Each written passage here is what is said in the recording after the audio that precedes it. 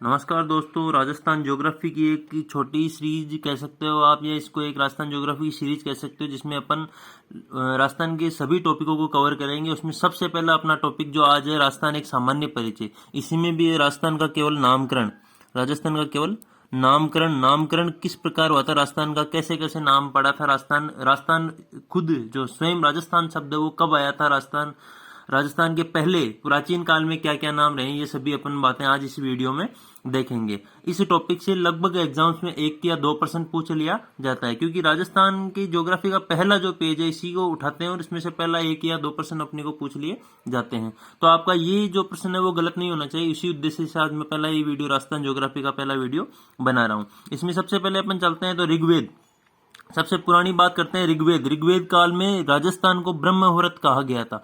ब्रह्मव्रत नाम से किसको जाना जाता है, राजस्थान को जाना जाता है। किसमें कहा गया था, ऋग्वेद काल में राजस्थान को ब्रह्मव्रत कहा गया है। इसमें भी री आ रहा है, इसमें भी ब्रह र आ रहा है, तो दोनों री रह। ब्रह्मव्रत किसमें, ऋग्वेद काल में कहा गया था। किसको, राजस्थान को। और स्पेशल राजस्थान के लिए ये नहीं कहा गया था, अपन इनकी भौगोलिक दशाओं को देख के ये कहते हैं कि ये राजस्थान का ही नाम था। जैसे पहाड़ियां, पर्वत, मरुस्थल, इन सभी को देखते हुए अपन कहते हैं कि ऋग्वेद में ब्रह्मव्रत राजस्थान का ही नाम था।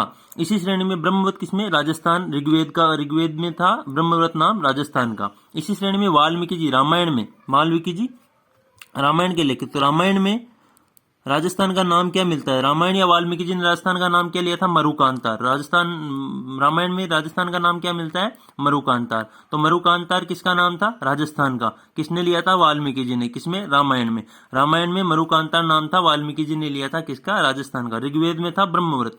ये दोनों प्रश्न भी बहुत बार आ चुके हैं। ब्रह्मव्रत किसमें था, ऋग्वेद काल में। मरुकांतार किसमें था, वाल्मीकि जी में। इसी श्रेणी में मरुस्थली इलाके होने के कारण इसको क्या कहा जाता है, मरु प्रदेश कहा जाता है, मरु कहा जाता है, मरुवार कहा जाता है, या मरु देश कहा जाता है। ज्यादातर इसमें मरुस्थल होने के कारण इस प्रदेश को मरु प्रदेश, मरु देश, मरुवार या मरु, केवल मरुस्थल कहा जाता है, मरुस्थलीय प्रदेश कहा जाता है। इसी के आगे अगर ये पूछ लिया जाए कि सर्वप्रथम लिखित उल्लेख जो मिलता है, राजस्थान शब्द का सर्वप्रथम लिखित उल्लेख, प्राचीनतम लिखित उल्लेख जो सर्वप्रथम मिलता है वो अपने को मिलता है बसंतगढ़ शिलालेख था, एक लिखा हुआ प्रयोग। तो सर्वप्रथम लिखित जो प्रयोग मिलता है राजस्थान शब्द का वो बसंतगढ़ शिलालेख, सिरोही में बसंतगढ़ शिलालेख था। बसंतगढ़ में बसंतगढ़ शिलालेख था, जिसमें राजस्थान का सर्वप्रथम लिखित उल्लेख मिलता है, जिसमें नाम था राजस्थानिया दित्य। वो भी केवल राजस्थान न होकर इसका नाम था राजस्थानिया दित्य। बसंतगढ़ शिलालेख की अगर बात की जाए तो एक खीमल माता मंदिर है सिरोही में। खीमल माता मंदिर सिरोही में 625 ईस्वी का ये बसंतगढ़ शिलालेख माना जाता है। खीमल माता मंदिर सिरोही में, खीमल माता मंदिर है कहाँ पे, सिरोही में, जिसमें 625 ईस्वी के लगभग इस बसंतगढ़ शिलालेख को लिखा गया था, जिसमें राजस्थान का नाम मिलता है राजस्थानिया दित्य। और इस बसंतगढ़ शिलालेख में दास प्रथा का वर्णन अपने को देखने को मिलता है। किस प्रथा का, दास प्रथा का वर्णन अगर किसी शिलालेख में मिलता है, सर्व प्राचीनतम शिलालेख में, तो वो कौन सा है, बसंतगढ़ शिलालेख। कब लिखा गया, 625 ईस्वी में। राजस्थान का इसमें नाम क्या मिलता है, राजस्थानिया दित्य नाम मिलता है। इसमें चावड़ा वंश का शासक वर्मलात का समय का उल्लेख मिलता है। चावड़ा वंश का शासक था वर्मलात, उसके समय का उल्लेख किस शिलालेख में मिलता है, बसंतगढ़ शिलालेख में, 625 ईस्वी। कहाँ, सिरोही में, खीमल माता मंदिर के पास बसंतगढ़ शिलालेख लिखा हुआ है, जिसमें राजस्थान का नाम था राजस्थानिया दित्य। इसी श्रेणी में आगे देखते हैं प्रमुख तथ्य, जिसमें अगर आगे पूछ लिया जाए कि किसी पुस्तक या किसी ख्यात में अगर सर्वप्रथम उल्लेख मिलता है राजस्थान का, तो वो कौन सी ख्यात थी। तो इस किसी ख्यात में या किसी पुस्तक में अगर सर्वप्रथम उल्लेख पूछ लिया जाए तो वो थी मुहणोत नैन्सी की ख्यात। कौन सी पुस्तक थी, मुहणोत नैन्सी की ख्यात। एकमात्र ख्यात जो चारणों ने नहीं लिखी, बाकी लगभग राजस्थान की ख्यातें जो है वो चारणों के द्वारा लिखी गई है। तो मुहणोत नैन्सी की ख्यात कब लिखी गई, 1665 ईस्वी में। इसमें लिखित रूप से अगर किसी ख्यात में राजस्थान शब्द का उल्लेख मिलता है, राजस्थान से संबंधित शब्द का उल्लेख मिलता है, तो वो कौन सी है, मुहणोत नैन्सी की ख्यात। किनके द्वारा लिखी गई, मुहणोत नैन्सी द्वारा रचित ये ख्यात है। राजस्थान का प्रथम अगर ऐतिहासिक ग्रंथ पूछ लिया जाए, राजस्थान का प्रथम ऐतिहासिक ग्रंथ किसको मानते हैं, मुहणोत नैन्सी की ख्यात को। या सबसे विश्वसनीय ख्यातों में अगर कोई ख्यात आती है तो वो कौन सी है, मुहणोत नैन्सी की ख्यात। मुहणोत नैन्सी जी जो थे सर्वप्रथम तो महाराजा गज सिंह जी के दरबार में रहे थे, उसके बाद में महाराजा जसवंत सिंह जी प्रथम के दरबारी ये रहे थे। पहले महाराजा गज सिंह, तत्पश्चात के जसवंत सिंह जी दरबारी कवि थे। इनकी एक और रचना है मारवाड़ का परगनारी विगत, मारवाड़ का परगनारी विगत। इनकी एक और रचना है मारवाड़ का प्रगनारी विगत, जिसे जोधपुर राज्य का गजेटियर कहा जाता है। क्यों कहा जाता है? कि उसमें मारवाड़ प्रगनारी विगत में जोधपुर के आसपास के परगनों के राजस्व व्यवस्था और ग्रामीण जो व्यवस्था है उसका उल्लेख किया गया है। तो मोनोद नैन्सी की ख्यात में राजस्थान शब्द का लिखित में जो पुस्तक है उसमें राजस्थान की ख्यात है, उसमें राजस्थान शब्द का उल्लेख मिलता है लिखित में। 1665 ईस्वी में इसको लिखा गया था, मोहनोद नैन्सी द्वारा लिखा गया था। राजस्थान की एकमात्र ऐतिहासिक और सबसे प्राचीन और विश्वसनीय ख्यातों में ये आती है। मारवाड़ का प्रगनारी विगत इनकी एक दूसरी कृति है, जिसको जोधपुर का राज्य का गजेटियर कहा जाता है। क्यों कहा जाता है? क्योंकि इसमें राजस्व व्यवस्था का उल्लेख मिलता है। राजरूपक, इसके अलावा राजरूपक है वीरबाण जी। राजरूपक लिखी थी वीरबाण द्वारा। राजरूपक किसके द्वारा लिखी गई थी? वीरबाण द्वारा। तो राजरूपक लिखी गई थी वीरबाण द्वारा 1713 ईस्वी में। 1713 ईस्वी में वीरबाण राजरूपक ने लिखी थी, जिसमें राजस्थान शब्द का अपने दूसरा उल्लेख मिलता है। तो राजरूपक की थी वीरबाण जो कृति थी वो किनके द्वारा लिखी गई थी? राजरूपक द्वारा, जिसमें राजस्थान शब्द का अपने को क्या मिलता है? उल्लेख मिलता है। इस राजरूपक में अभय सिंह जी जोधपुर व बुलंद खां गुजरात के युद्ध का वर्णन मिलता है। अभय सिंह जी जोधपुर व बुलंद खां गुजरात के युद्ध का वर्णन मिलता है। राजरूपक में राजस्थान शब्द का उल्लेख मिलता है। वीरबाण ने लिखी थी राजरूपक, 1713 ईस्वी में लिखी थी। राजस्थान शब्द का उल्लेख मिलता है। अभय सिंह जी जोधपुर व बुलंद खां गुजरात के युद्ध का वर्णन मिलता है। तो लिखित सर्वप्रथम लिखित उल्लेख अगर पूछ लिया जाए तो बसंतगढ़ शिलालेख में मिलता है। उसके बाद में अगर किसी पुस्तक या ख्यात में उल्लेख पूछ लिया जाए तो नैन्सी की ख्यात थी 1665 ईस्वी में लिखी हुई, उसमें राजस्थान शब्द का उल्लेख मिलता है। इसी के आगे अगर चलते हैं तो महाराजा भीम सिंह जोधपुर के थे। महाराजा भीम सिंह जोधपुर के और सवाई प्रताप सिंह जी जयपुर के बीच में एक पत्रों का आदान प्रदान हुआ था, जिसमें राजस्थाना शब्द का उल्लेख मिलता है। अगर किसी की पत्रावली में या किसी के पत्रों में अगर पूछ ले कि राजस्थाना शब्द किन के मध्य मिला था, तो महाराजा भीम सिंह थे जोधपुर के और सवाई प्रताप सिंह जयपुर के। उनके आपस में पत्रों का पत्राचार हुआ था, आपस में आदान प्रदान हुआ था, जिसमें राजस्थाना शब्द का उल्लेख भी मिलता है। इसी श्रेणी में आगे चलते हैं तो अंग्रेज राजस्थान को राजपूतों को राजपुताना कहा करते थे। राजस्थान के राजपूतों को राजपुताना कहा करते थे। इसलिए जॉर्ज थॉमस ने सर्वप्रथम, ये प्रश्न बहुत बार आ चुका है कि जॉर्ज थॉमस ने राजपुताना शब्द कब लिया था? 1800 ईस्वी में।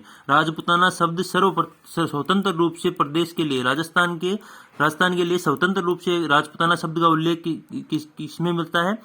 जॉर्ज थॉमस की बुक में, जो कब लिखी गई? 1800 ईस्वी में। जॉर्ज थॉमस 1800 ईस्वी में सर्वप्रथम नाम लिया था राजपुताना। कब नाम लिया था? 1800 ईस्वी में। किसने लिया था? जॉर्ज थॉमस ने। क्या नाम लिया था? राजपुताना।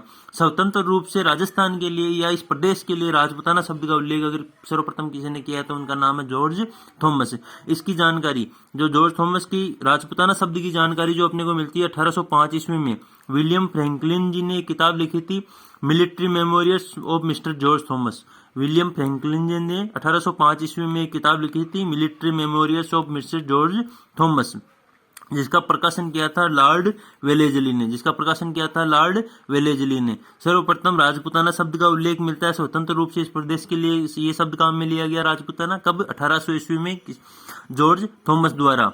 तो सर्वप्रथम जॉर्ज थॉमस अगर पूछ लिया जाए किस प्रदेश में आए थे, तो शेखावाटी जो प्रदेश है, सिक्कर चोरू झुंझुनू का प्रदेश, इसमें सर्वप्रथम जॉर्ज थॉमस जी का प्रवेश हुआ था। 1800 ईस्वी में राजपुताना शब्द का उल्लेख मिलता है, जिसका प्रमाणिक उल्लेख मिलने अगर पूछ लिया जाए तो 1805 ईस्वी में विलियम फ्रैंकलिन जी की किताब थी military memorials of mister George Thomas, जिसका प्रकाशन किया था लॉर्ड वेलेजली ने। उसमें इस किताब में सर्वप्रथम राजपुताना शब्द का उल्लेख मिलता है। अब आगे की बात करते हैं तो इस भाग के लिए सर्वप्रथम इस भाग के लिए स्पेशल राजस्थान शब्द का उल्लेख जो प्रयोग में राजस्थान शब्द का पहला प्रयोग जो हुआ था सर्वाधिक उल्लेख मिलता है, वो मिलता है मिस्टर कर्नल जेम्स टोड की बुक में, जिनकी बुक थी the annals and antiquities of Rajasthan. ये कब लिखी गई? 1829 ईस्वी में। कब लिखी गई? 1829 ईस्वी में। राजस्थान शब्द का राजस्थान के लिए उल्लेख जो सर्वप्रथम मिलता है वो मिलता है कर्नल जेम्स टोड की एक बुक थी the annals and antiquities of Rajasthan, जिसका दूसरा नाम था the central and western Rajput states of India. जिसका दूसरा नाम annals and antiquities of Rajasthan की किताब का दूसरा नाम था the central and western Rajput states of India. ये 2 भागों में थी, जिसका पहला भाग 1829 में आया था, दूसरा भाग 1832 में आया था। इसका the annals and antiquities of Rajasthan के दो भाग थे। इसका पहला भाग 1829 में आया था, दूसरा भाग 1832 में आया था। इसके संपादक पूछ लिए जाए, the annals and antiquities of Rajasthan के संपादक पूछ लिए जाए तो वो संपादक थे विलियम क्रूक जी। ये बुक जो थी समर्पित, मतलब कर्नल टोड जी के गुरु थे यति ज्ञानचंद्र, जैन यति ज्ञानचंद्र। ये बुक भी उन्हीं को समर्पित की गई थी। मंडलगढ़ के गुरु थे जैन यति ज्ञानचंद्र, जिनको ये book the annals and antiquities of Rajasthan को समर्पित किया गया था। इनकी दूसरी जो बुक आती है वो आती है the travels in western India, जो इनकी पत्नी जूलिया जी ने प्रकाशित की थी, और वो समर्पित की गई है विलियम हंटर को। इसका अगर द एनाल्स एंड एंटिक्विटीज का हिंदी अनुवाद सर्वप्रथम किसी ने किया था तो उनका नाम था जी.एच. ओझा जी। तो सर्वप्रथम हिंदी अनुवाद annals and antiquities colonel Tod की बुक का हिंदी अनुवाद सर्वप्रथम करने वाले व्यक्ति कौन हो गए? जी.एच. ओझा जी। सर्वप्रथम इन्होंने हिंदी अनुवाद किया था। इसके दूसरे भाग, दो भाग थे इसके, 1829 और 1832 में प्रकाशित हुए थे। तो इसके दूसरे भाग का अनुवाद किया था ज्वाला प्रसाद और मुंशी देवी प्रसाद ने। तो इनके दूसरे भाग का अनुवाद किसने किया था? ज्वाला प्रसाद और मुंशी देवी प्रसाद ने। राजस्थान शब्द का संवैधानिक मान्यता, राजस्थान शब्द को अगर संवैधानिक मान्यता पूछ ली जाए तो वो मिली थी 26 जनवरी 1950 ईस्वी को। राजस्थान शब्द को संवैधानिक मान्यता मिली थी 26 जनवरी 1950 को। और राजस्थान का वर्तमान स्वरूप अगर पूछ लिया जाए कब आया तो 1 नवंबर 1956 को। राजस्थान शब्द का वर्तमान स्वरूप 1 नवंबर 1956 को आया। अगर ये वीडियो आपके लिए हेल्पफुल रहे या ये आपको अच्छा लगे तो इस वीडियो को लाइक, शेयर और चैनल को सब्सक्राइब जरूर करें।